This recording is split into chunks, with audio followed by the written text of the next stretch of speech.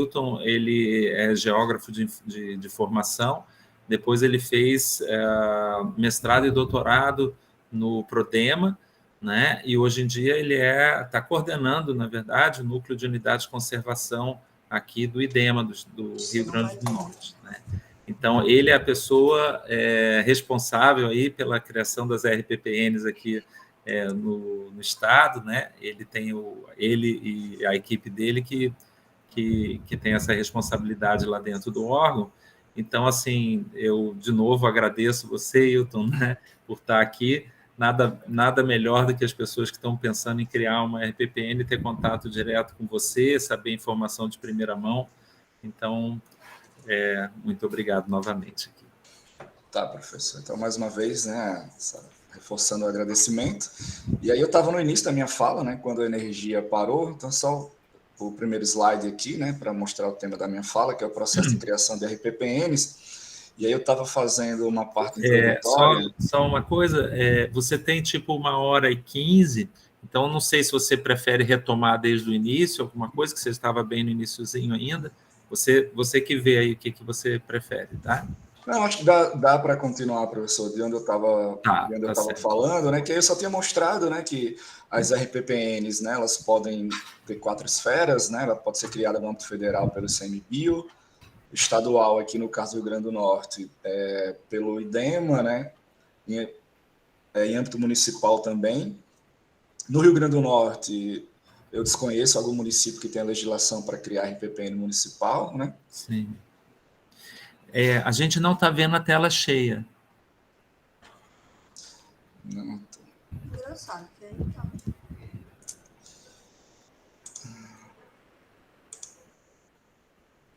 Você faz aqui, não vai? Agora tá? Não. Teria que... eu acho que você tem que parar de compartilhar. E é mais fácil, geralmente, compartilhar a tela inteira. Aí... Ou então... Ao invés de selecionar a opção uma janela, seleciona a de tela inteira quando for apresentar. Tela cheia.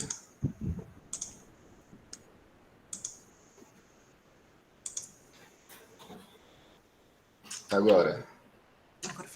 Agora certo. Agora tá ok. Me desculpem novamente pela falta de entendimento meu aqui com o computador. Mas, enfim, vamos lá, né? E aí, eu estava exatamente numa parte da minha fala, né, onde eu estava fazendo 2 questionamentos, né? Eu mostrei esse mapinha aqui. Isso aqui é o mapa de um levantamento que eu fiz, na verdade, que é um desdobramento da minha tese de doutorado, é um artigo que eu nunca termino de concluir, porque cada vez que cria uma unidade de conservação nova, eu tenho que refazer uma série de cálculos, né? Mas a ideia desse mapa aqui é ele mostrar a quantidade de UCs que existe no Rio Grande do Norte por categoria, né? Então, aqui a gente tem, né, hoje no Rio Grande do Norte nós temos 36 unidades de conservação, de acordo com esse levantamento, e aí as amarelinhas são as RPPNs, né? E aí hoje nós temos 9 RPPNs no Rio Grande do Norte, a mais recente criada agora em junho, se eu não me engano, né? O Jorge, né, um dos palestrantes aqui, ele é um proprietário de uma dessas RPPNs, né, que foi criado ano passado, e todas essas RPPNs elas foram criadas na esfera federal, né, pelo IBAMA lá atrás, e as mais recentes pelo ICMBio, né? Nós não temos ainda nenhuma RPPN criada no âmbito estadual, estamos em processo de criação da primeira, né, que é a RPPN Chácara do Madeiro, lá em Pipa, Tibau do Sul, onde hoje se encontra o Santuário Ecológico, né? Uma área de pouco mais de 13 hectares. Mas o que eu estava mostrando com esse mapa, né, foram 2 perguntas para a gente refletir, né? Por que um curso para a criação de RPPN no bioma Caatinga, né? O mote do curso é esse. E aí, eu tinha falado também lá no iníciozinho da minha fala, né, onde eu disse que o IDEMA atualmente hoje, uma das ações prioritárias do órgão é a criação de UC no bioma Caatinga. E esse mapa ele ajuda a gente a responder, né, a essas 2 perguntas, né? Por que um curso para a criação de RPPN na Caatinga, né? E por que o IDEMA tem como prioridade a criação de unidade de conservação no bioma Caatinga? E aí o que a gente vê, né? Dessas 36 UCs que existem no Rio Grande do Norte, a gente percebe que a grande maioria está concentrada aqui no litoral oriental, né? Nós temos aí mais de 90% do território potiguar dentro do bioma Caatinga, e a gente vê essas UCs no bioma Caatinga de forma muito dispersa. Então, isso ajuda a gente a responder, né? Precisamos criar mais unidades de conservação no bioma Caatinga. E aí eu queria trazer um outro dado importante também, tá? É também um levantamento, né, dessa minha pesquisa, um dado não publicado ainda, uma tabela que mostra o total de área protegida por esfera administrativa. Então, aqui embaixo, no total, né, a gente vê que o Rio Grande do Norte tem hoje aproximadamente 310 mil hectares protegidos por unidade de conservação, seja no ambiente terrestre ou no ambiente marinho. E aqui nessa última coluna da tabela, o que a gente vê, né? Desse total de 310 mil hectares, apenas 1,25 é protegido por unidade de conservação particular, as RPPNs. A gente vê que o governo do estado, né, tem 83%, o federal 14%, quase 15%. E aí, um dado que eu gosto bastante de frisar é que, apesar de a gente ter pouca área protegida por RPPN no Rio Grande do Norte, ela ainda é maior do que as áreas das UCs municipais. Mas a gente ainda tem um quantitativo muito pequeno de RPPN no estado, né? O Rio Grande do Norte é um dos estados que menos tem RPPN, seja do quantitativo, né, total de RPPN, seja do relativo à área protegida. Então, a gente tem menos de 4 mil hectares de área protegida por RPPN no Rio Grande do Norte. E aí isso responde também um pouco da pergunta, né? Por que criar mais RPPN no Rio Grande do Norte, né? E aqui é só para mostrar quais são essas RPPNs, tá? Aqui a gente tem o nome delas, né? A mais recente é essa aqui, o Mangue e o Mari, lá no município de Macau, uma RPPN numa área de salina de 53 mil hectares. A menor delas, né? Uma RPPN de 21 hectares e a maior delas, pouco mais de 12 mil hectares, que é a Mata Estrela, lá no município de Baía Formosa. E aí, das 9 RPPNs, né, a maior parte, 5 delas, estão no bioma Caatinga, mas isso representa pouco mais de 1.000 hectares. Então, dos quase 4 mil hectares de RPPN no Rio Grande, que existe no Rio Grande do Norte, né, pouco mais de um quarto está na Caatinga, né, desse total, pouco mais de 1.000 hectares. Isso explica por que precisamos criar mais RPPNs no bioma Caatinga, né? E aí, aqui só para mostrar, né, o professor Dadão falou muito bem isso ontem, né, as categorias de UC que existem no SNUC, né, RPPN está dentro daquela de uso sustentável, apesar de ter todo o perfil de uma unidade de conservação de proteção integral, né, ela tem um tipo de uso bem restrito, mas ela está dentro da categoria de uso sustentável. E aí, eu peguei uma parte da fala do professor Eduardo, né, que ele professor Carlos, perdão, né, quando ele estava dizendo, né, que criar uma RPPN, né, que ela é um tipo de unidade de conservação criada de forma voluntária, né, é o proprietário que toma a iniciativa de criar, né, e que não há uma necessidade de desapropriação, né. No momento em que se decide criar uma RPPN, o proprietário ele assume um compromisso com a conservação, então isso é algo bem importante, né. Então, essa primeira parte da minha fala, eu vou trazer algumas informações que eu acho que elas são de suma importância para alguém que pensa, eu queria criar uma unidade de conservação, né? Então, assim, o que é que eu devo fazer? O que é que está por trás de um processo de criação de unidade de conservação? Então, esse compromisso com a conservação da natureza, ele é algo que deve estar introjetado no pensamento de quem quer criar uma unidade de conservação tipo RPPN, né? Até porque grande parte do ônus de criação e manutenção dessa área é do proprietário, né? E uma outra coisa importante que eu gosto sempre de falar quando se trata de RPPN, né, é pensar um pouco o objetivo dessas unidades de conservação. E aí o artigo 3º do decreto de criação do Rio Grande do Norte, ele traz um objetivo bem abrangente, que eu queria destacar alguns aspectos, né, quando ele diz que a RPPN ela tem por objetivo a conservação da diversidade biológica e de seus serviços ecossistêmicos, bem como a conservação ou recuperação de paisagens, né? E também ela tem ambientes que têm importância geológica, biológica, ecológica, arqueológica, paleontológica, espeleológica, histórica, cultural, estética, turística. Então, assim, eu destaquei essas palavras em negritos aí, de forma proposital, para chamar atenção para alguns aspectos importantes, né? a gente pode criar uma RPPN com um objetivo também de recuperar uma área degradada, né? Lá na frente eu vou explicar um pouco melhor. A legislação permite que até 30% da área proposta para a criação da RPPN ela seja uma área degradada ou em processo de recuperação. Então, isso é também um dos objetivos. E quando a gente fala no dado de conservação, muitas vezes a gente vê em primeiro momento, em tela, os aspectos bióticos, né, de fauna e flora. Mas eu posso criar uma dado de conservação, e mais especificamente aqui um RPPN, considerando aspectos de outras naturezas, né, os aspectos abióticos, históricos, culturais. Né. Eu posso criar uma RPPN por um elemento arqueológico que existe naquela área ali. E aí eu queria só dar um exemplo. Tá?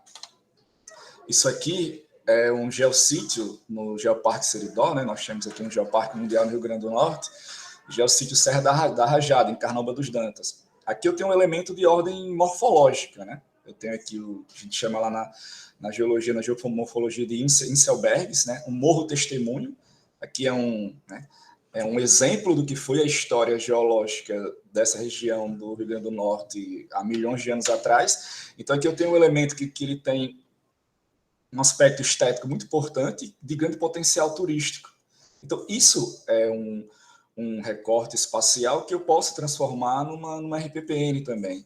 É porque eu trouxe isso como exemplo. A gente tem no Geoparque Seridó vários geossítios, né, que são áreas que têm uma relevância geológica, geomorfológica importante, que são áreas com potencial para a criação de RPPN. Né? Já até conversei algumas vezes com o professor Marcos, da Geologia, da UFRN, né? Que é o coordenador científico do Geoparque. Então, a gente pode pensar numa RPPN para além dos aspectos de fauna e flora, que são de grande relevância. Né? E aí, algumas outras informações relevantes para a gente discutir no processo de criação de RPPN. Né?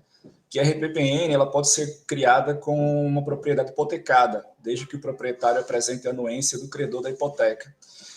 Eu trouxe isso aqui porque a gente teve um caso real, né, de uma pessoa que veio conversar conosco, que tinha interesse de criar uma RPPN, mas tinha preocupação porque a área da fazenda estava hipotecada. Né? Ela fez um empréstimo no banco e hipotecou a fazenda, onde tinha uma parte dessa fazenda que ele queria criar uma RPPN. E aí ele não sabia se poderia criar. A gente falou que sim, que poderia. Né? A pessoa ficou de ir até o banco, onde essa propriedade estava hipotecada, e a gente está aguardando o retorno dela. Né? Mas a gente percebe que é uma dúvida relativamente recorrente. Outra informação importante, que é aquilo que eu acabei de falar, né, que a RPPN pode ser criada em áreas parcialmente degradadas, até 30%, e não ultrapassando 1.000 hectares. Então, a gente não tem a obrigatoriedade de ser uma área integralmente conservada. Né? A legislação permite, tanto na verdade, o decreto do estadual, ele absorveu isso do decreto federal, né? O decreto que regulamenta o artigo 21 do SNUC, né, que trata de compensação, ele fala isso também. Uma outra dúvida muito recorrente no processo de criação de unidade de conservação é: a área do imóvel rural criado como RPPN pode sobrepor-se total ou parcialmente à reserva legal e às áreas de APP. O que é que isso quer dizer? A gente pode criar uma RPPN numa área de reserva legal ou numa área de APP. Não há esse impedimento. A legislação permite.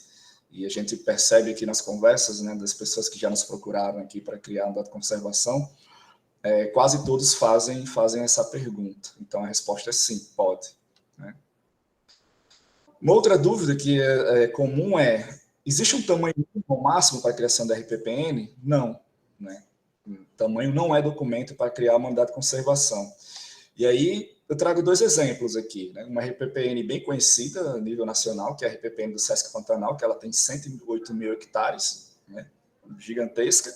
E a gente tem uma RPPN no interior de São Paulo que tem menos de 1 hectare, 0,7 hectares. Então, o tamanho não é o critério utilizado para se criar uma unidade de conservação, e sim os elementos naturais, bióticos e abióticos, históricos, culturais, estéticos, que aquela área tem a oferecer.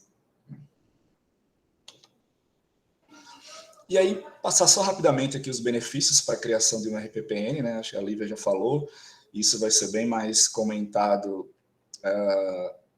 na aula lá do Flávio, né? na quinta-feira.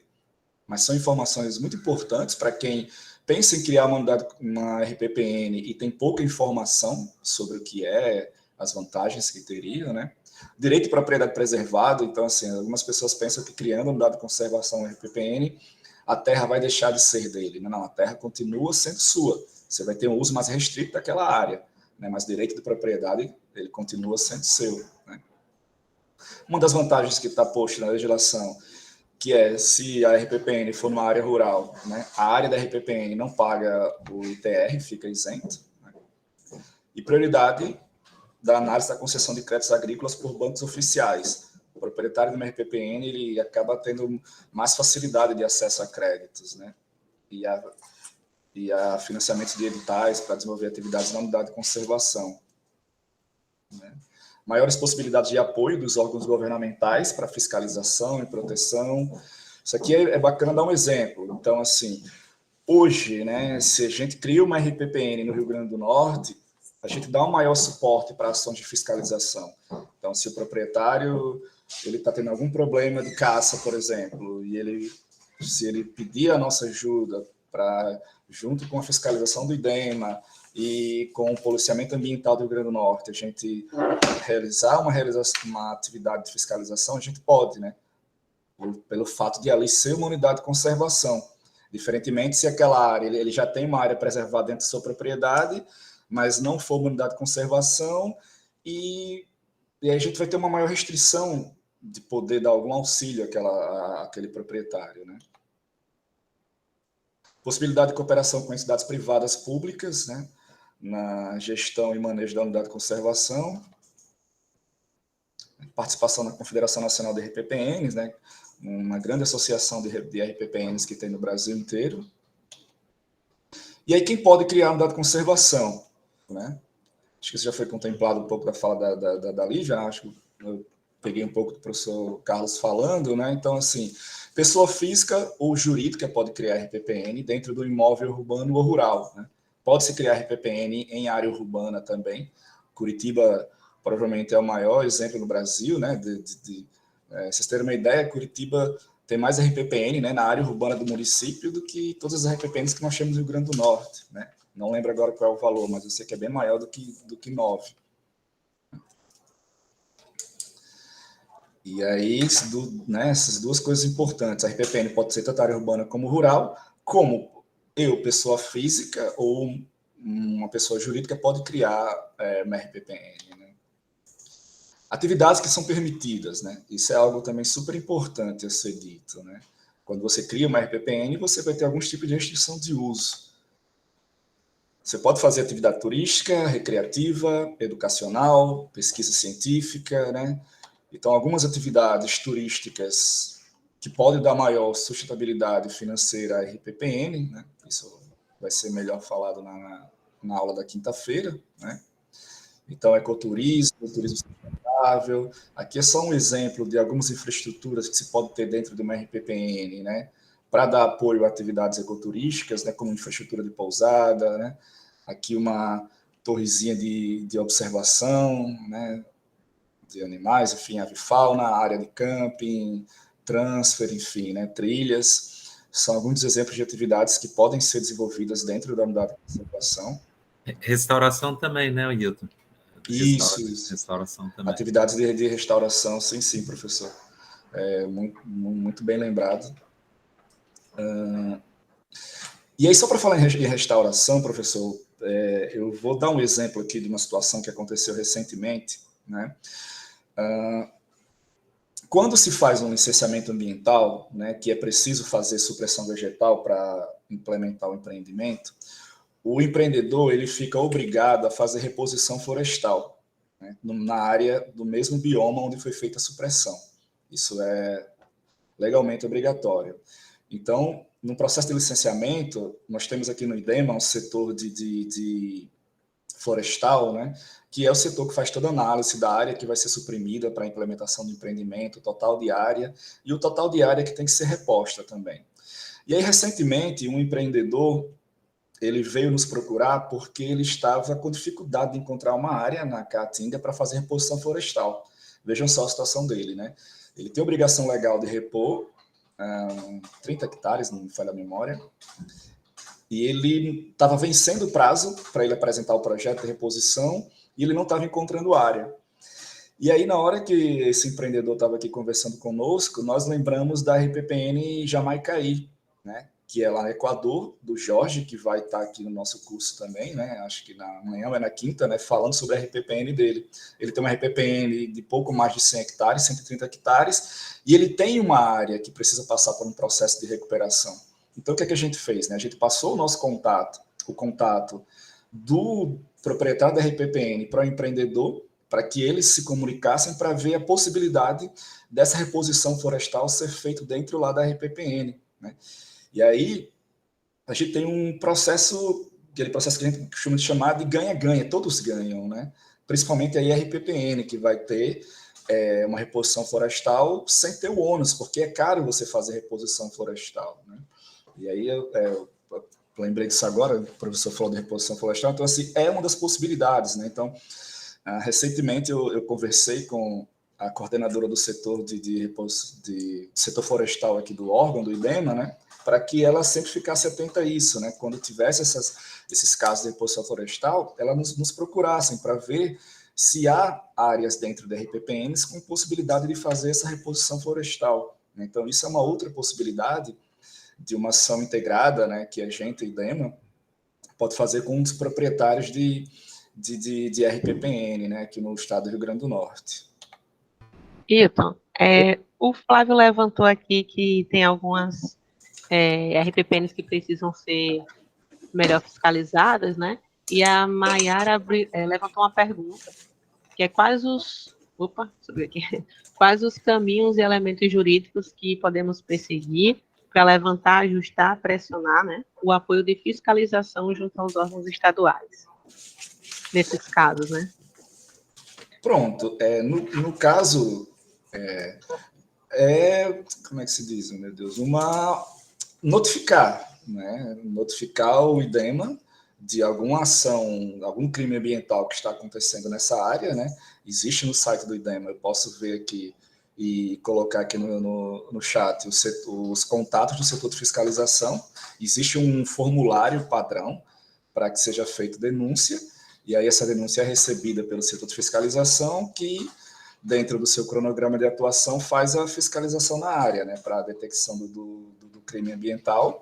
E aí, uma vez configurado o crime, são feitas as medidas que estão previstas dentro da legislação, né, como notificação, né, depois auto de infração, até a geração da multa. Certo. Aí a Mayra também fez outra pergunta, se é possível criar uma RPPN de uma área que pertence a mais de um proprietário. Sim, sim. Isso é uma das perguntas que tem aqui na frente, mas pode sim. Eu falo já disso quando chegar lá no momento, mas a resposta é sim. Aqui são só uns slides mostrando alguns trabalhos, né, de ecoturismo em RPPNs, né? Vou passar aqui. Uma empresa pode criar RPPN? Sim, né? Como tanto pessoa física quanto pessoa jurídica. Então, né?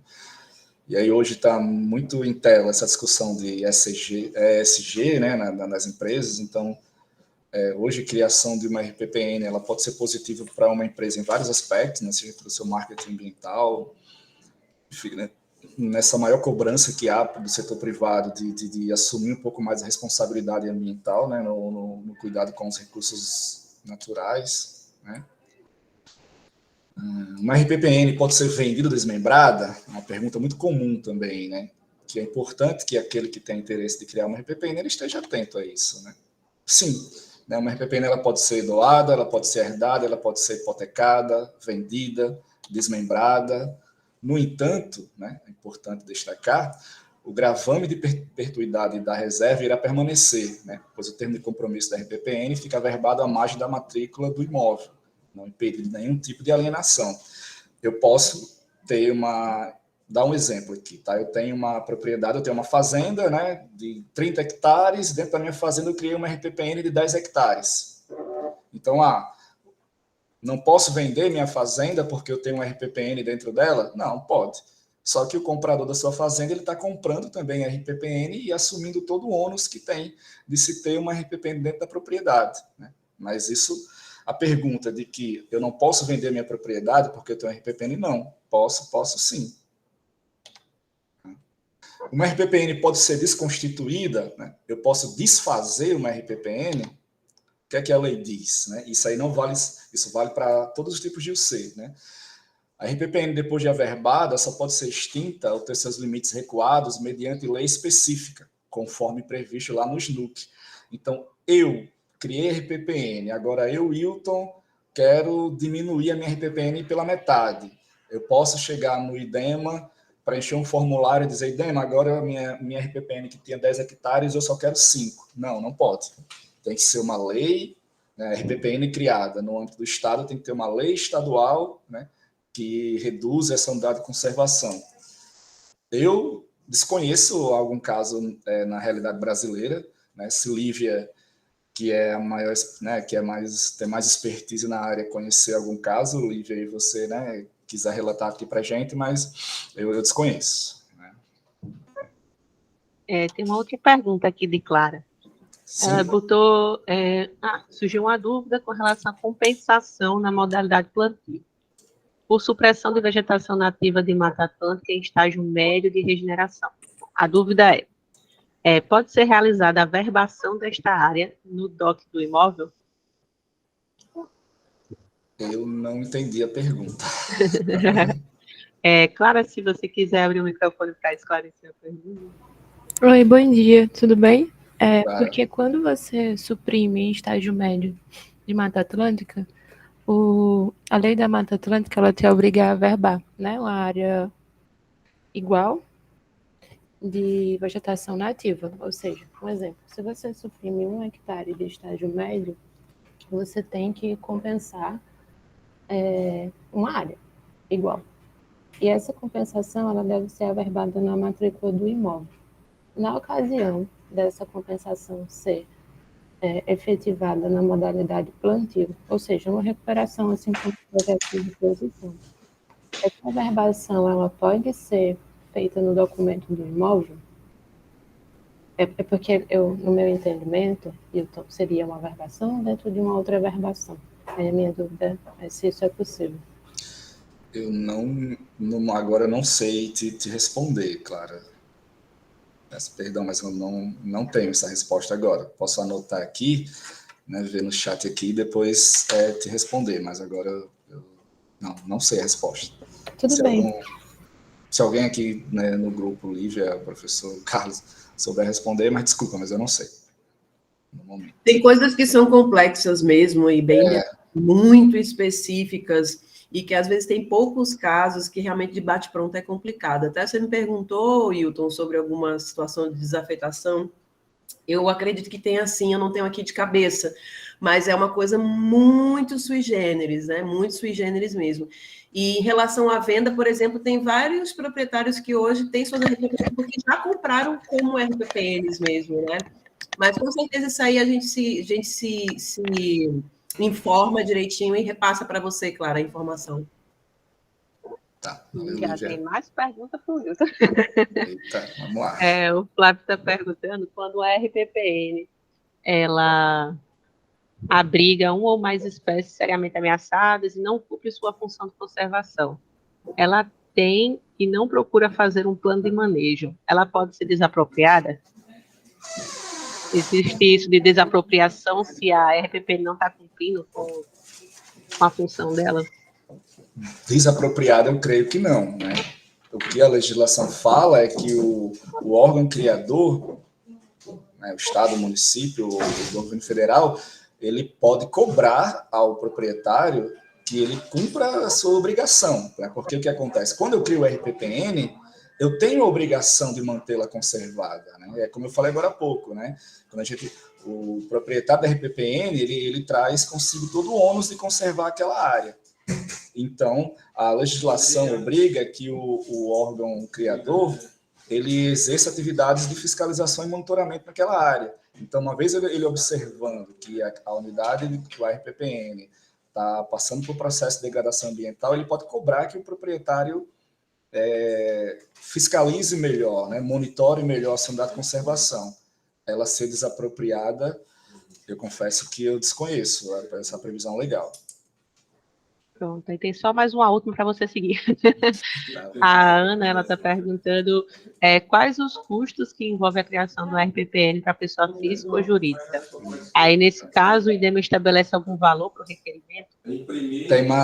Já tem essa pergunta aqui também, tá? Responde já. Vou passar isso aqui. Vamos lá, essa aqui é uma pergunta importante. A RPPN pode ser beneficiada por recursos de compensação ambiental, né? Hoje fala-se cada vez mais em compensação ambiental, e aí o que é que a legislação fala a esse respeito? Né? Sim, né? A RPPN afetada diretamente por empreendimentos deverá receber recursos de compensação ambiental conforme previsto no SNUC. E aí, quando a gente fala de compensação ambiental em RPPN, é preciso a gente ficar atento para duas coisas, né? O que a legislação fala é a RPPN que foi diretamente afetada pelo empreendimento. Primeiro ponto. E segundo o que é que eu posso fazer em RPPN com recurso de compensação ambiental? Existem algumas restrições previstas na legislação. Né? Recurso de compensação ambiental RPPN pode ser usado para elaboração de plano de manejo ou atividades de proteção da RPPN, né? Ações de fiscalização, monitoramento, realização de pesquisas necessárias para o manejo da RPPN, sendo vedada a aquisição de bens e equipamentos permanentes. Isso aí foi colocado em negrito de forma propositada, porque eu não posso utilizar recurso de compensação ambiental e fazer as ações de infraestrutura. Eu quero construir a sede da RPPN com recurso de compensação ambiental. A legislação não permite. Tá? Eu quero construir um mirante de observação de aves. A legislação permite? Também não. Estruturas permanentes não é proibido, não é permitido. É permitido a implantação de programas de educação ambiental, né, e financiamento de estudos de viabilidade econômica para uso sustentável. Então, assim, de forma sintética, o que eu posso fazer com recurso de compensação ambiental em RPPN é a elaboração de estudos técnicos, né, e pesquisa científica. É isso que a legislação permite. E aí, algo bem... Restauração, Hilton? No meu entendimento da interpretação da legislação, sim, professor. Eu não lembro de ter algum artigo lá no decreto de regulamentação do SNUC, nem no decreto nosso, estadual, falando especificamente de recuperação. Né? Mas vai no sentido da lei, né? Que está fazendo uma coisa para a própria benefício aí da ambiental. Exatamente. Né? Algo que a legislação deixa muito clara é vedada a aquisição de bens e equipamentos permanentes. Isso o legislador ele deixou muito claro. Hilton. Oi. Por favor. Me diz uma coisa. No caso, por exemplo, quando a gente pensou lá na Gamboa, já houve um projeto que era o Petrobras Ambiental que foi comprado um barco para que você pudesse fazer um monitoramento ali do Rio Jaguaribe. Isto é possível ou é considerado um bem permanente? Geraldo, deixa eu ver. Se esse equipamento tiver associado a desenvolvimento de pesquisas na unidade de conservação, na minha interpretação da lei, pode. Agora, veja, dentro da unidade de conservação, você está trazendo aí como exemplo a Gamboa, né? Lembrando aqui da conversa que a gente teve aqui na nossa reunião semana passada, existe uma área da Gamboa, né, de 30 hectares, se não me falha a memória, e a intenção de vocês era construir uma RPPN numa área menor, de 5 hectares. Isso. Então, na minha interpretação da lei, se a aquisição desse bem é para desenvolver atividades de monitoramento contínuo dentro da área de 5 hectares, né, eu creio que sim, que é possível. Porque um dos problemas que houve, vocês lembram no passado, eu sei que aqui o curso é sobre a Caatinga, não é o nosso caso, mas aqui no passado já houveram pessoas voluntariamente que tentaram proteger o rio Potengi e levaram espécies que não são, que acabou tendo o efeito contrário. Entendeu? Porque não eram do lugar. Levaram coisas do mangue, mas do mangue aqui de cima, não de lá de baixo, da foz, e isso acabou prejudicando a Ilha do Cajueiro, por exemplo. Uhum. Então, nós fizemos depois, a universidade esteve conosco e mapeou exatamente quais são as espécies que se adaptam a cada um dos trechos do mangue. Ok. Vou fazer ali. E aí, uma outra item importante quando se fala de recurso de compensação para RPPN, né, esse último texto aqui, ele diz, né, que é vedada a destinação de recursos de compensação para RPPN que foi criado após o início do processo de licenciamento. O que é que isso quer dizer, né? Iniciou o processo de licenciamento ambiental e aí eu crio um RPPN na área que vai ser direta ou indiretamente afetada pelo empreendimento. Só que a RPPN veio depois do licenciamento, então essa RPPN ela não pode ser contemplada, né? E aí fica bem claro, né, o porquê que o legislador ele colocou isso, né? Para evitar que uma RPPN ela seja criada de forma intencional para absorver algum recurso de compensação ambiental. Não é esse o objetivo de criar uma RPPN, né?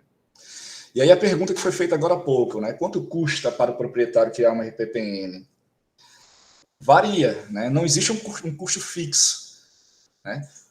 Existem algumas variáveis que vão interferir no custo da criação de uma RPPN, né? O que é que a gente gasta para criar uma RPPN?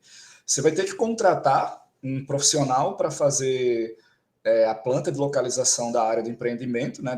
Da área da propriedade, perdão, né? Porque um dos itens necessários na criação de uma RPPN, tanto na esfera federal quanto na esfera estadual, é uma planta georreferenciada do imóvel e o memorial descritivo. Então, isso tem um custo, né? Você vai ter que contratar um profissional habilitado, com registro no órgão de classe, que emita RT. E quanto custa isso? Vai depender do tamanho da propriedade, da localização da propriedade, né, do acesso. Tudo isso vai interferir no valor que o profissional vai cobrar. E os custos cartorários, né, de solicitação de documentos, de averbação da área da RPPN, e esses custos variam também de acordo com o tamanho da área a ser criada, como dos valores cobrados pelo cartório. Eu acho que essa pergunta, né, o Jorge, né, que é o proprietário da RPPN, ele vai ter a oportunidade de falar os custos que ele teve, né? A gente teve uma conversinha rápida ontem, ele me falou, enfim, né? Não perguntei para ele se eu poderia falar isso aqui, mas aí eu acho que essa pergunta pode ser repetida durante a fala dele na quinta-feira, e aí se ele ficar à vontade, né? Mas uma coisa que ele me disse, né? Em dado momento de criação da RPPN, ele teve que interromper para que ele pudesse oferir o recurso para ter um certo custo lá necessário durante o processo de criação. A RPPN dele foi criada na esfera federal, né? Mas são essas principais variáveis, né? Localização da unidade de conservação e os custos cartorários, né, no trâmite administrativo do processo. Dá para chutar um valor? Eu não arrisco, porque realmente eu não sei. Posso criar a minha RPPN na área total da propriedade? Eu tenho uma área de 5 hectares. Eu quero criar a RPPN nesses 5 hectares. É possível? Sim, né? Pode ser criada a RPPN na totalidade do imóvel ou em parte dele. O tamanho e limite da reserva vão ser definidos pelo proprietário, né? A criação da RPPN é um ato voluntário, então eu defino quantos % da minha propriedade eu quero transformar na RPPN. Hilton, Oi. Posso fazer uma intervenção rápida, uma propaganda aqui? Eu recentemente conversei com a empresa júnior da ecologia, da biologia e da geologia aqui da UFRN para estimular eles a criar um produto que seria um produto exatamente para estar auxiliando as pessoas que queiram criar RPPN, né? Então, assim, os profissionais da geologia, eles têm o expertise, por exemplo, de fazer, né, toda a parte de cartográfica, de localizar, né, fazer o mapa da propriedade, o mapa da RPPN, né, e fazer, enfim, toda essa parte. E talvez, né, sendo uma empresa júnior, né, essa parceria aí de empresa júnior, talvez o valor acabe caindo um pouquinho em relação a... né? Mas existe também, vamos dizer assim, um dos objetivos desse curso, inclusive, é estar capacitando, né, e esclarecendo aí as pessoas que trabalham com consultoria, porque é um produto que também pode ser trabalhado, né, aí com essa demanda aí das RPPNs, né? Então, enfim, a gente tem que trabalhar um pouquinho esse custo, né? Mas, como diz o Wilton, é difícil botar um valor porque depende do tamanho da propriedade, né? E, professor, muito boa essa sua fala, porque, assim, as pessoas, a maioria das pessoas que vem nos procurar aqui para saber informações sobre criação de RPPN aqui no IDEMA, é uma das perguntas que elas trazem, tá? Quanto custa? Eu tenho algum custo? A pergunta, na verdade, é essa, né? Não é nem quanto custa. E aí, quando a gente fala, né, que existem esses custos, muitas vezes a gente percebe até assim, na expressão facial de um certo desapontamento, porque já teve aqui uns 2 ou 3 casos que a pessoa ela não tinha, né, naquele momento, recursos para contratar um profissional. Né? A gente tentou chutar aqui, pode ser 5 mil reais, a gente perguntando aqui a algum colega da área, né? E aí a pessoa não tinha, né, um proprietário, pessoa física, né, não pessoa jurídica. Então, essa ideia, professor, de fazer alguma espécie de parceria, né, com essas empresas júniores, eu acho que isso é algo muito importante e acho que a gente deveria sentar o quanto antes para tentar, sabe, professor? Ver como é que a gente formaliza isso para que essas pessoas, né, que têm interesse em criar uma RPPN, mas, né, não tem tanto recurso disponível, possa contar com esse serviço das empresas júnior, né? E aí viabilizar um dos gargalos. Na verdade, esse custo para a criação da RPPN é um gargalo, né? Agora, vendo a apresentação da Lívia, a gente percebe também que esse não é o maior gargalo, né? A Lívia coloca que quem fez a RPPN, na verdade, se eu não me engano, me corrija, Lívia, mas é ali entre 10% e 15% que achou que a parte financeira era o gargalo, era um gargalo importante, né? Então, assim, a parte técnica mesmo, de apoio técnico, de esclarecimento sobre o processo, etc., parece que foi apontado, parte burocrática, foi apontado como o principal gargalo na criação, né? Mas, com certeza, vamos dizer assim, né, a parte financeira é importante, né? Nem todo mundo vai estar com um recurso disponível para esse desembolso, né? E aí, nesse caso, também é importante essa participação, muitas vezes, de ONGs, né, que possam trazer algum tipo de recurso para facilitar aí o processo. Lá, só falando um pouquinho sobre um processo que eu vi lá na Bahia, né, uma vez o governo federal abriu um edital e acabou contratando algumas ONGs que ficaram, vamos dizer assim, eles se encarregaram de fazer o georreferenciamento das RPPNs, né, e também de poder estar juntando, fazendo a junta dos papéis para poder levar, né, no cartório, etc., né?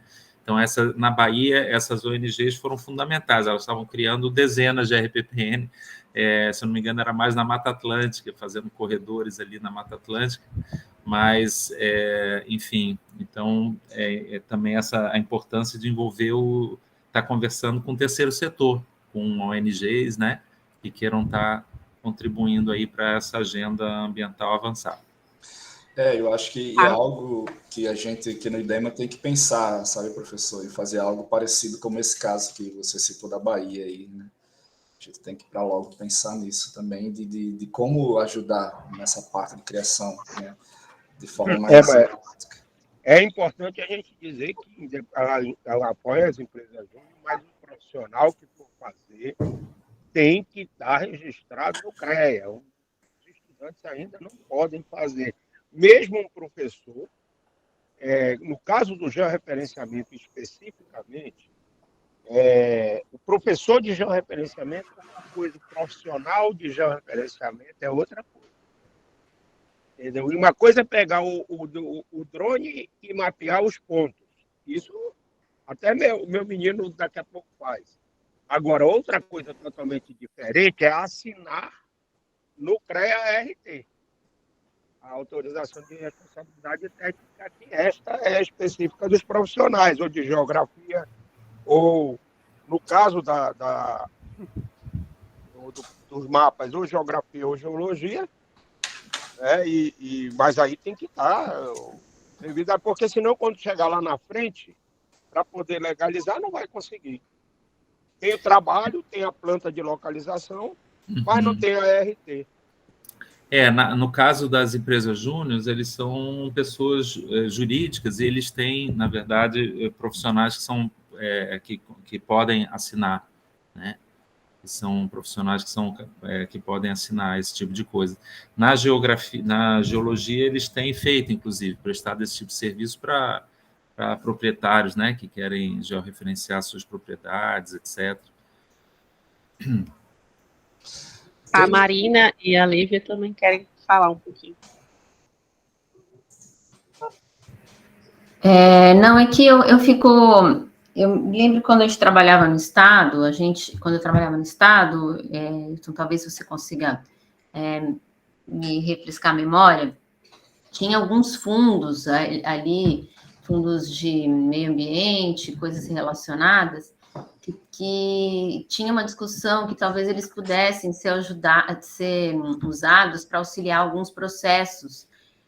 Não lembro se de criação ou de implementação, plano de manejo, ou até mesmo de compensação de pagamentos por serviços ambientais, né, não de compensação, para beneficiar proprietários de terras que estivessem fazendo, porque na verdade essa é uma função de todo mundo, mas é uma função que está bem clara, que pelos acordos que o Brasil tem assinado, que é do Estado, né? O Estado tem a obrigação de prover para a gente, assina compromissos. O Estado, que eu digo, é o governo, né?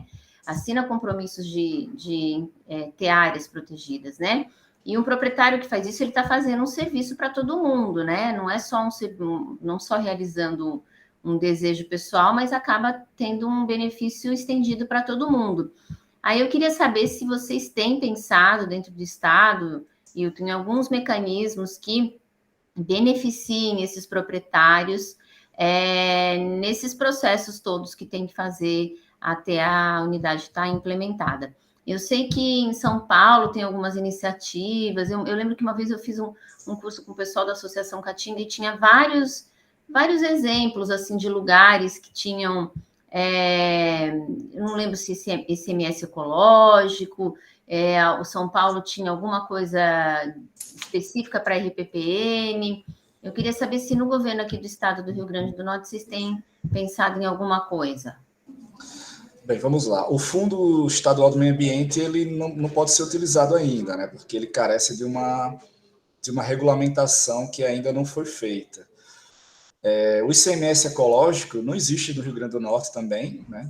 A gente tentou iniciar uma discussão lá no início de 2020, aí foi quando veio a pandemia e depois aquela mancha do óleo que acabou mudando um pouco a dinâmica interna aqui de algumas demandas do órgão, e isso acabou ficando de stand-by, né? Então, esse mecanismo a gente ainda não tem. No decreto de criação da RPPN, ele tem um comitê de apoio às RPPNs, né? Então, nós tivemos umas 2 ou 3 reuniões desse comitê, 2, se não me falha a memória, onde isso foi posto como um dos pontos de pauta para serem levantados o quanto antes, né? A função desse comitê é de apoiar a criação e manutenção das RPPNs estaduais. Então, isso está na pauta lá para que em algum momento a gente comece a discutir, mas foi uma discussão muito incipiente, Marina, não tem nada palpável ainda nesse momento, não. Mas é algo que está no nosso radar, sim. Tá certo, Hilton, obrigada. Lívia, quer falar? Eu ia falar uma coisa bem na linha do que a Marina falou mesmo, mas aí não seria só uma pergunta, porque inclusive eu também faço parte, né, do comitê aqui do Estado ainda, né? A gente está com um mandato aí de apoio nesse comitê ainda por um tempo. Mas eu ia falar mesmo, assim, sobre a questão das oportunidades, né? Porque a gente está vendo aqui, nós estamos fazendo aqui um movimento para incentivar, né? E vai começar com certeza a aparecer a demanda, e aí vão surgir essas outras questões, né? Essas questões financeiras. Mas, na verdade, eu queria só trazer mesmo aqui uma ideia desse radar está muito ligado mesmo para a gente poder saber agarrar as oportunidades, principalmente quando a gente tem uma pauta nacional, né, em que se fala muito sobre investimento nessa área mesmo de meio ambiente, e é preciso que os quadros, no caso aí agora falando especificamente você, Hilton, como representante do governo do estado, né, estejam capacitados para saber agarrar essas oportunidades, né, ver questões relacionadas a editais, o que está acontecendo também em outros locais, porque eu acho assim que de fato a gente vai começar a ter uma demanda muito alta e isso vai ficar mais espremido, a necessidade disso está sendo discutido, né? E é legal você lembrar aqui do comitê, porque o comitê ele é amplo, né? Ele tem uma participação que não é só do Estado, tem outras representações também, mas a gente acaba que vê que a questão institucional tem muita força, né? Então, era só para complementar mesmo e falar nesse sentido aí do que a própria Marina falou, né? A gente precisa retomar mesmo esse debate, porque acredito que tem alguns proprietários aqui interessados nisso, né? Pessoal, só fazer uma pequena intervenção aqui de organização.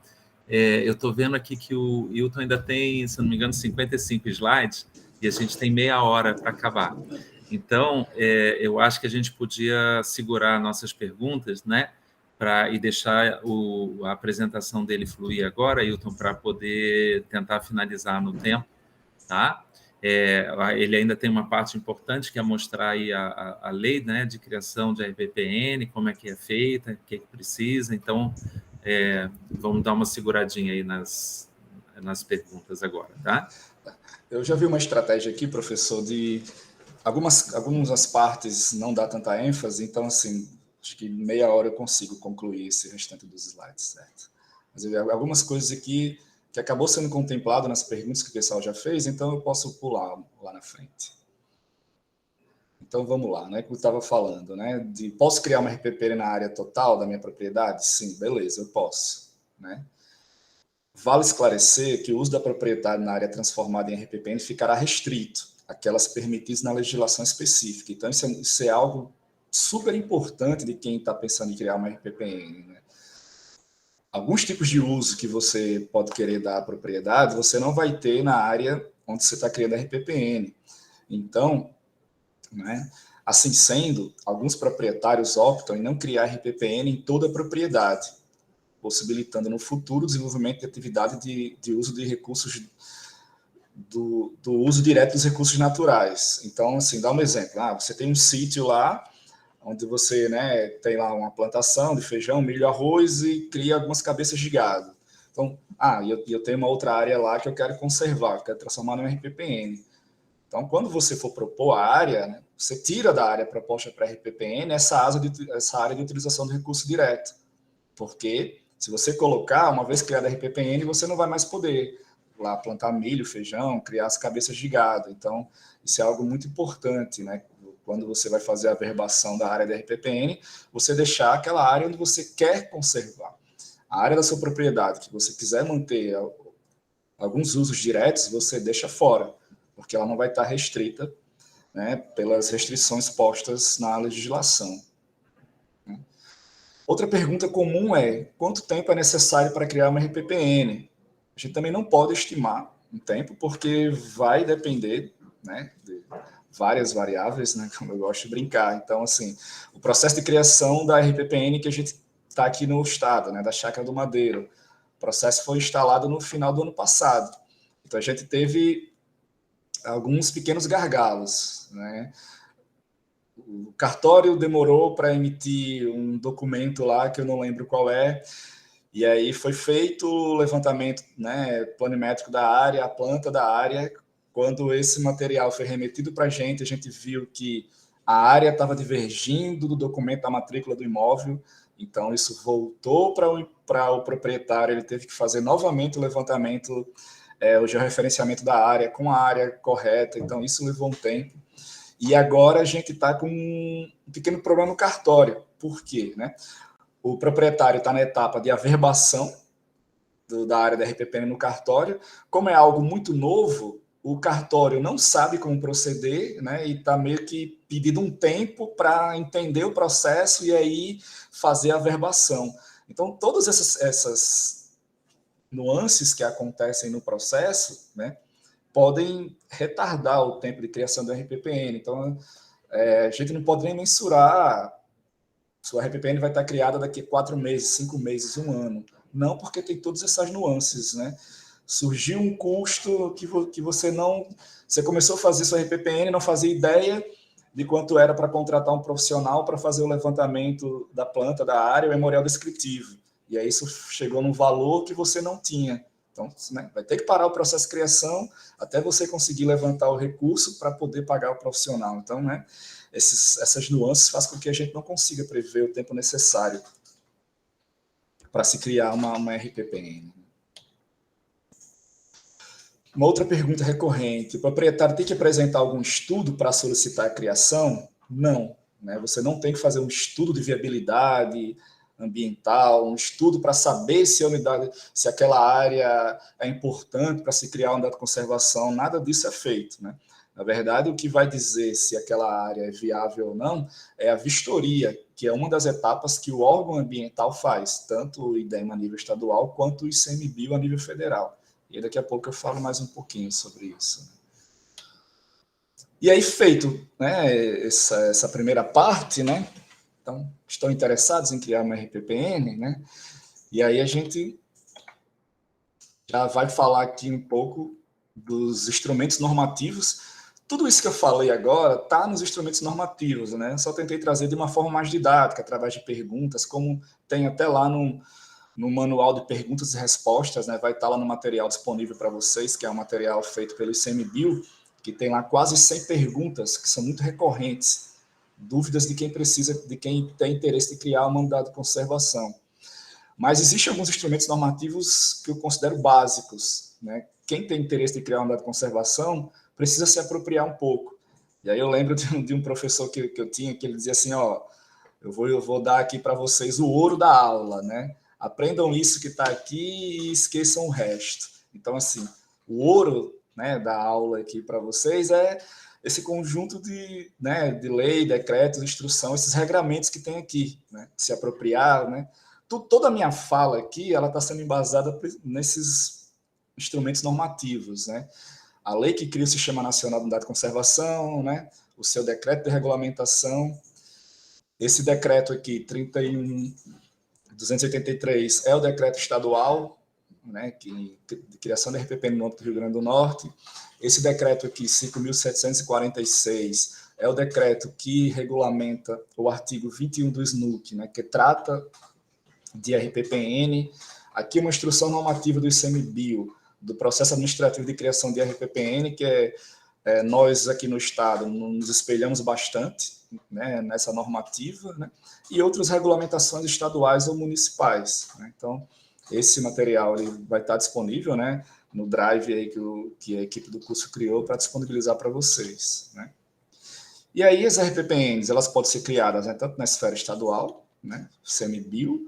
Então, hoje no Rio Grande do Norte, se você estiver interessado em criar uma RPPN, você vai escolher se vai querer criá-la na esfera federal ou estadual. No final das contas, você vai ter a mesma unidade de conservação. Só vai ela ser criada numa outra esfera, né? Qual a vantagem que eu acho de se criar na esfera estadual? É o fato de a gente estar mais perto, né, do que o ICMBio lá em Brasília, que o interessado pode vir aqui fazer reunião conosco. Então, assim, né, é algo que a gente sempre sugere. Está interessado em criar uma RPPN? Entre em contato conosco, né, vem aqui, a gente conversa.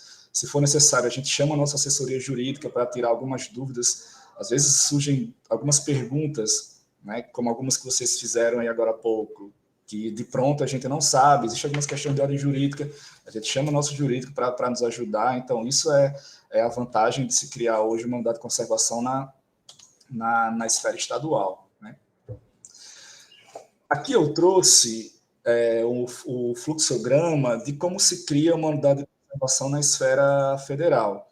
É algo bem parecido com a esfera estadual, né? Nós nos espelhamos nessa proposta do ICMBio. Eu vou mostrar aqui rapidamente, porque a ideia é quando for para a parte do Rio Grande do Norte, eu conseguir dar um pouquinho mais de detalhe. Mas aí, através do mouse aqui, vocês conseguem me acompanhar, né? Então, o primeiro passo, né, o proprietário ele faz um requerimento. Hoje, tanto na esfera federal, tá, quanto na estadual, você pode criar, fazer todo o trâmite de criação da unidade de conservação de forma online, tá? Através dos sistemas dos órgãos ambientais. Você não necessariamente precisa vir até o IDEMA para abrir o processo, pode fazer isso através do e-mail e a gente abre um processo aqui e faz todo o acompanhamento de forma remota, certo? Então, esse requerimento, né, ele é enviado para o ICMBio, né, onde é feita a análise técnica, a consulta pública, né, onde o órgão diz para a sociedade que está em processo de criação de uma unidade de conservação. Na esfera estadual, essa consulta pública fica durante 20 dias no site do IDEMA, né? Depois é realizada uma vistoria técnica, onde os técnicos do órgão eles vão ver a viabilidade ambiental daquela área de se criar uma unidade de conservação. Diante da vistoria técnica e da análise técnica, é feita uma análise jurídica, né, de todo esse arcabouço documental, né? Estando tudo ok, o proprietário ele é chamado para assinar o termo de compromisso, né, onde ele afirma, né, que ele quer criar uma unidade de conservação e vai assumir todas as responsabilidades legais previstas, né, para o proprietário que cria uma unidade de conservação, né, desse tipo, né. E aí depois do termo de compromisso é feita a averbação, né, onde o proprietário ele vai no cartório e faz a averbação da propriedade, né, onde isso é feito na matrícula, fica averbado na matrícula do imóvel, né, que a partir daquele momento ali vai se transformar numa unidade de conservação. E depois, né, na esfera federal, a unidade de conservação é criada via portaria assinada pelo presidente do ICMBio. Na esfera estadual, como a gente vai ver agora, é criado por decreto. Então, essa é uma das diferenças que existe na esfera estadual e na esfera federal. Tá?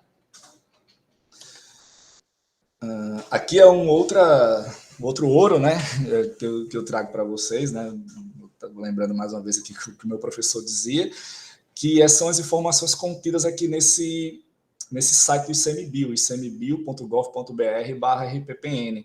Está lá no último slide da apresentação, tá? Esse link aqui, tá? Como a apresentação vai ficar disponível para vocês, porque aqui vocês vão ter uma série de informações sobre a criação de RPPN, como criar uma RPPN e a documentação necessária, tudo na esfera federal, tá? Mas algo muito similar a como é feito na esfera estadual. Então, é um documento básico, são documentos básicos para vocês terem acesso, né? Para quem tem interesse em criar uma unidade de conservação, é super importante dar uma olhada nessa página aqui do ICMBio.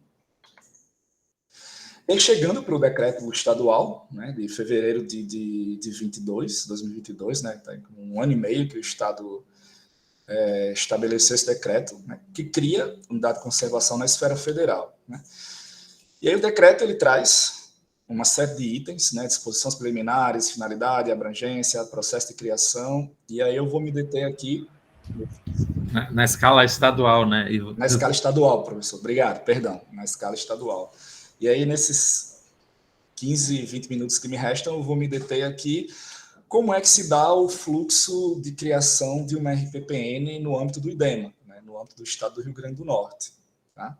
Esse aqui é todo o fluxo, né, e aí eu vou explicar agora algumas partes, porque qual a importância de quem tem interesse em criar uma unidade de conservação entender minimamente esse fluxograma, né? É saber como é o passo a passo, né?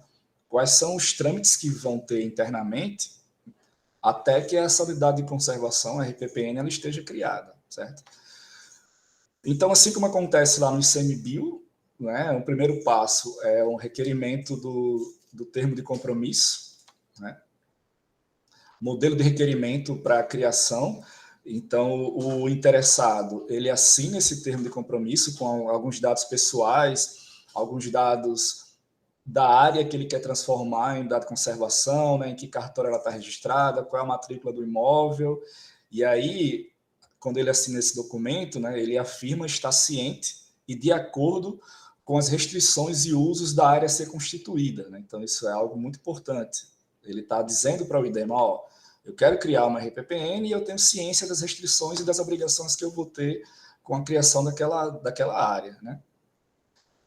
E aí o requerimento ele pode ser feito por pessoa jurídica, pessoa física, né, por condomínio também, né? Então, quando você vai propor uma área de condomínio, né, a assinatura é feita por todos os condôminos ou um representante legal, né? Acho que alguém fez essa pergunta lá atrás, né? E aí existe uma série de documentos, né? A minha intenção era explicar um pouquinho mais sobre eles, mas vai ser a parte que eu vou dar um pouco mais de celeridade em função da hora, né? Então, assim, quais são os documentos que se entrega, que o proprietário tem que juntar, junto com o requerimento de criação, né?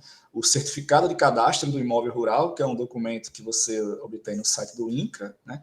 O termo de compromisso, assinado por quem firmar o requerimento de criação, isso está lá no site do IDEMA, está como anexo do decreto de criação, né?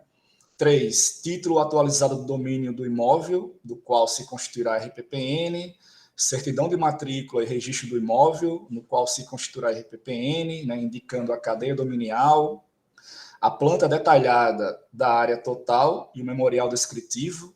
Então, esses itens 5 e 6 é aquele que eu falei agora há pouco, né, onde o proprietário da RPPN vai ter que contratar um profissional habilitado com registro no conselho de classe para elaborar a planta topográfica e o memorial descritivo.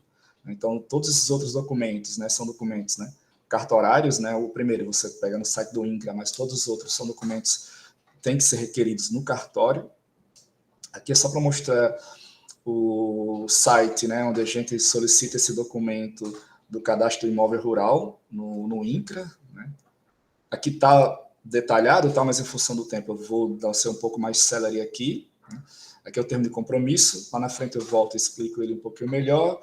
Aí aqui é explicando um pouco quais são o que são esses documentos, né, de ordem cartorária, né, o título atualizado do domínio do imóvel, né, é só um exemplo, a certidão de matrícula, aí aqui explica o que é essa certidão de matrícula, né, a planta topográfica, como eu falei, né, com seu respectivo memorial descritivo.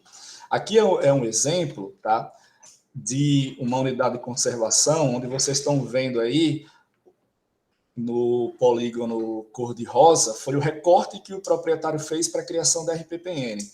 Então, a propriedade dele é toda a área, todo o polígono amarelo, né, que cobre o polígono cor-de-rosa, e aí, no levantamento cartográfico que ele fez, ele delimitou. Então, quando ele for averbar no cartório, a criação a área destinada para a criação da RPPN vai ser essa área aí lilás, né? Acho que a cor de rosa não é lilás, né? Então vai ficar, né, na matrícula do imóvel exatamente essa área lilás. Então qual foi a estratégia do proprietário aqui? Ele destinou uma parte da sua propriedade para a criação da RPPN, não a área toda, né? Que aí ele pode ter algum interesse comercial no restante da propriedade dele. E aí, juntado todos esses documentos, é feita a abertura do processo aqui no IDEMA, né? Essa CAT que vocês estão vendo aí, é a central de atendimento. Eles fazem um checklist, veem se esses documentos estão ok, e aí enviam esses documentos aqui para o NUC, né? Onde aqui a nossa equipe técnica vai fazer a análise se esses documentos estão ok, manda para a análise jurídica, e aí eu vou dar um exemplo para vocês aqui, real, que a gente vivenciou, do quanto é importante essa análise jurídica.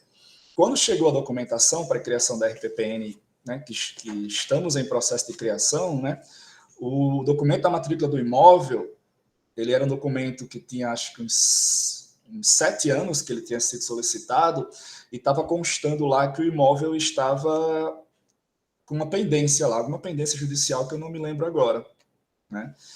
E aí, o nosso jurídico, né, o setor especializado em fazer esse tipo de análise, percebeu isso. Nós devolvemos o processo para o proprietário, né? O proprietário foi no cartório, solicitou uma matrícula do imóvel atualizada, onde essa pendência já tinha sido sanada há algum tempo atrás, só não estava atualizada na matrícula do imóvel. Então, isso, né, eu considero que é uma outra vantagem para criar uma RPPN na esfera estadual. Por quê? Porque pelo fato de estarmos aqui mais próximo do empreendedor, a gente consegue ter esse diálogo de forma mais célere, né? Se for necessário chamar o empreendedor, o proprietário ao IDEMA para explicar isso, Nesse caso, nem precisou. Numa própria troca de e-mails, conseguimos explicar, né? O proprietário foi lá no cartório, resolveu, né? Foi um das nuances que fez com que o processo demorasse um pouquinho, porque só isso aí demorou mais ou menos um mês, né? Mas é o tipo de análise jurídica que a gente faz aqui, dando suporte ao processo de criação, né? E aí, tanto o que é análise jurídica, a gente vai para a parte de vistoria. No anexo, um dos anexos do decreto de criação, da RPPN estadual, vocês vão ver lá, existe um checklist que a gente vai a campo, né, para verificar se aquela área realmente tem potencial para a criação de unidade de conservação, de uma RPPN. Então, a gente verifica uma série de itens, né? Existem aspectos de relevante beleza cênica, existe recurso hídrico no interior da RPPN, existem aspectos culturais e históricos, existem aspectos paleontológicos, né? Existe algum empreendimento dentro da unidade de conservação, então a gente averigua, né, uma série de elementos de ordem biótica e abiótica, histórico-cultural, para ver de fato se aquela área proposta ela tem potencial para a criação de unidade de conservação dentro daquilo que está proposto na legislação, né? Existem atividades poluidoras, atividades antrópicas, né? Qual o tipo de infraestrutura que existe? Então, isso gera um relatório assinado pelos técnicos do IDEMA que fazem essa vistoria, e isso é colocado dentro do processo, né? E a partir daí é iniciada a consulta pública, o estudo técnico, a área proposta, né, com esses documentos são disponibilizados para a sociedade, para que a sociedade possa opinar sobre a criação daquela área, né? Aqui é só para mostrar um recorte do site do IDEMA, né, da consulta pública para a criação da reserva da Chácara do Madeiro, né, em abril desse ano. Então, isso é amplamente divulgado para que as pessoas possam opinar. E aí, depois, né, com a análise jurídica, a análise técnica e a vistoria, é feito um parecer técnico. Nesse parecer técnico, o IDEMA se posiciona. De acordo com tudo que foi acostado aos autos, o IDEMA é favorável à criação da RPPN, né, obedece aos critérios previstos no decreto de criação. Ou não atende tal critério, isso vai ser reportado ao proprietário para que ele possa fazer algum ajuste necessário, né? E aí, uma vez estando ok, o parecer técnico estando ok, o proprietário ele é chamado para assinar o termo de compromisso, onde ele diz, né, onde ele vai afirmar que ele vai assumir todas as responsabilidades que ele tem com a criação da unidade de conservação. E aí, a partir daí, ele tem esse termo de compromisso, ele é assinado, né, via processo SEI, a gente dá toda a instrução para que o proprietário ele entre no SEI, que é o nosso sistema, né, de documentos, ele é assinado pelo proprietário e pelo diretor-geral do IDEMA, e uma vez assinado esse termo de compromisso, ele tem 120 dias para fazer a averbação da área no cartório, do registro de imóveis, né? E aí, uma vez que ele faz essa averbação, ele traz a documentação para a gente aqui no IDEMA, e aí a assessoria jurídica do IDEMA elabora a minuta de decreto, como eu falei lá atrás, né? Diferentemente do ICMBio, que a unidade a RPPN é criada via portaria assinada pelo presidente do ICMBio, no nosso caso é um decreto assinado pelo governo do estado. A gente elabora a minuta de decreto, e aí essa minuta de decreto é enviada para o Gabinete Civil, né, para a PGE, perdão, para a Procuradoria-Geral do Estado, né? Uma vez estando tudo ok, vai para o Gabinete Civil, o Gabinete Civil elabora a versão final do decreto, o decreto é assinado pela governadora do Estado, né? E aí, a partir da publicação do decreto, né, está criada a unidade de conservação, né? E aí, uma vez criada essa unidade de conservação, o IDEMA fica responsável de cadastrar a RPPN no CNUC, né, que é o Cadastro Nacional de Unidades de Conservação, né? E aí, enfim, né, esse é todo o trâmite, né, o fluxo. E aí, dois últimos pontos que eu queria falar, não é?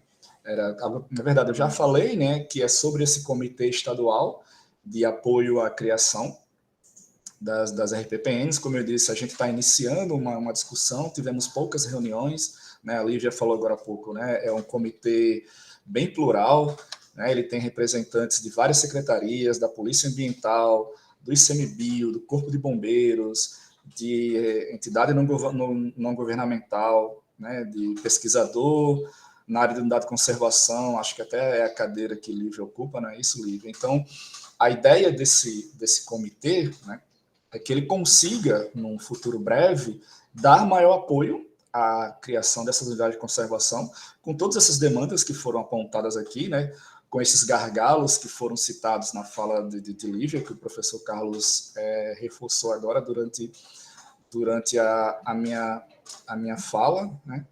A intenção que eu tinha era de entrar nesses 2 links para mostrar um pouco, né? Mas, enfim, mas é em função da hora, né? Fica aqui o link para vocês. É aquilo que eu já mostrei um pouco na minha fala, né? Só queria passear um pouquinho pelo site, né? Aqui é onde vocês vão encontrar uma série de informações no ICMBio para a criação de unidade de conservação. Né? Perdão, é esse de baixo. E o de cima é onde vocês têm acesso ao banco de dados de RPPNs no Brasil, né, que é o SIM-RPPN. Aqui vocês vão encontrar todas as RPPNs cadastradas por estado, e aí você consegue baixar o decreto, a portaria de criação, o shapefile com a poligonal da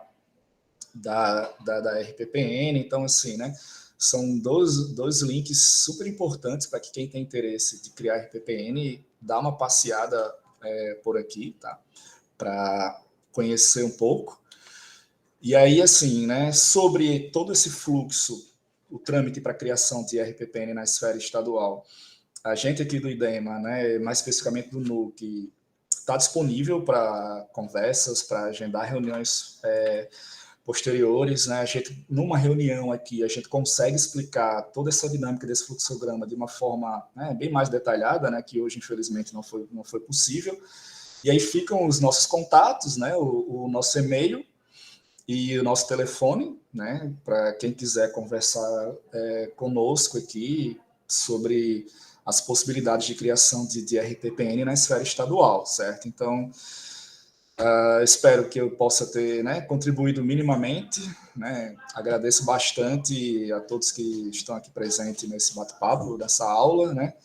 Agradeço bastante, professor Carlos, pelo convite, né? Então, assim, para a gente do IDEMA, é sempre muito importante e gratificante, né, dialogar com a sociedade sobre os temas inerentes às nossas atribuições.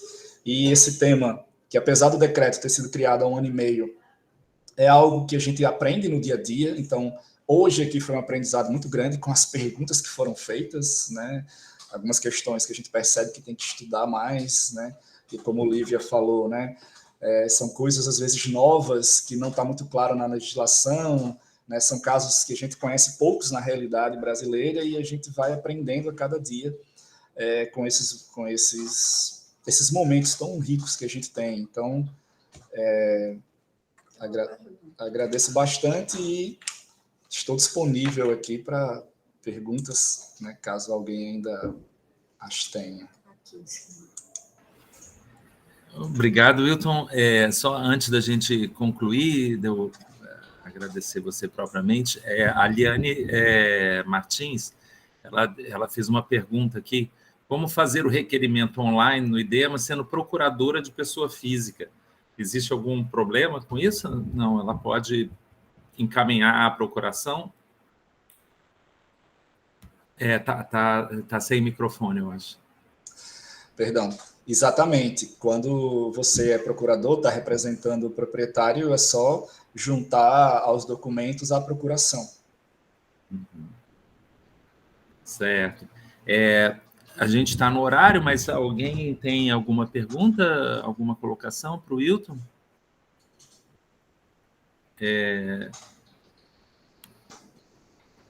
Pode... Cadê aqui?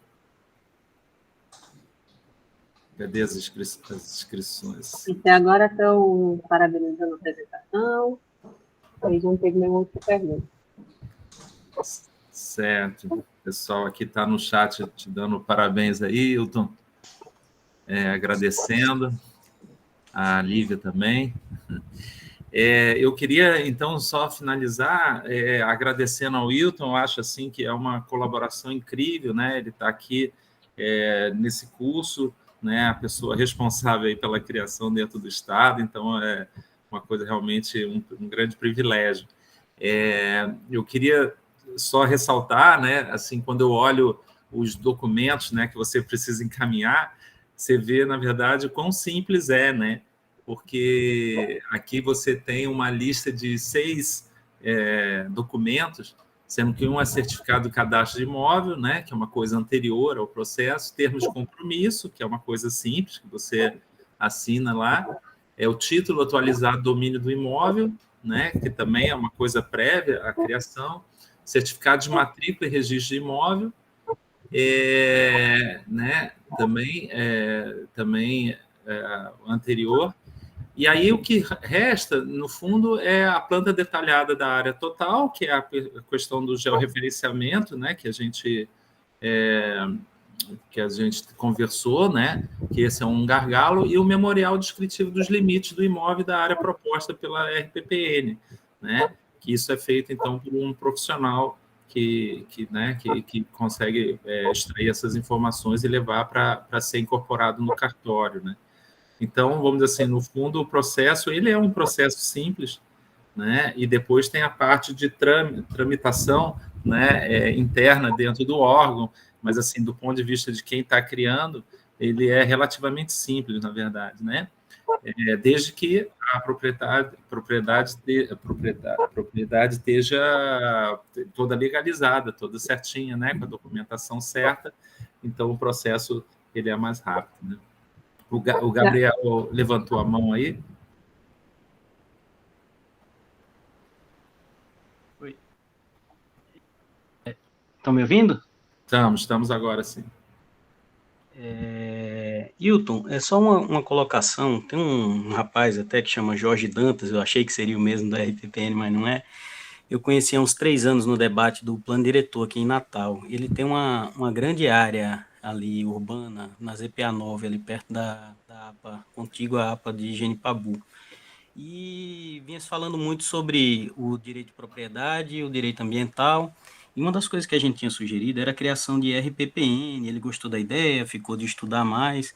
E depois, a solução que foi encontrada no plano diretor de Natal foi, para viabilizar essas áreas de conservação, foi a transferência do potencial construtivo, né? O proprietário tira o direito de construir naquele terreno, transfere para outros com menor interesse ambiental e fica depois com esse terreno conservado, mas com o ônus de ter a sua vigilância, de manter a área conservada.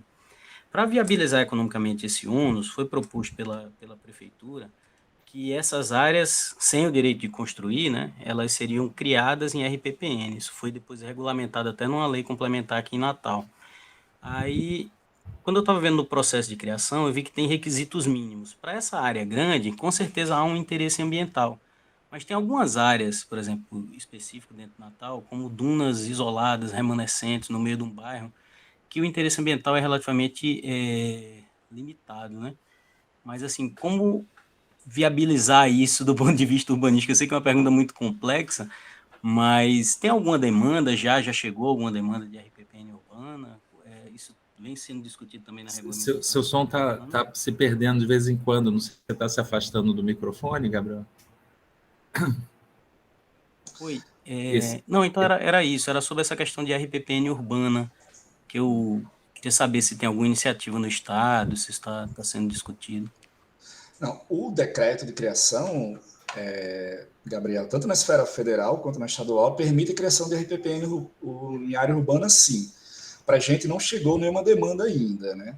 Na verdade, assim, o Geraldo, né, que ele estava aqui no curso, que ele é do Instituto Gamboa de Jaguaribe, né? A Gamboa de Jaguaribe fica na área de mangue aqui, né, na área urbana. Então, assim, eles têm interesse de criar. Então, a gente teve uma conversa inicial, né, onde aqui no IDEM a gente mostrou para ele que ele pode sim propor uma RPPN ali naquela área, mesmo sendo área urbana. Mas, assim, foi o primeiro caso que a gente se deparou aqui, né? No tocante às dunas de Natal, como você falou, a gente não teve ainda nenhum proprietário dessas áreas, não nos procurou ainda com interesse de criar RPPN, não.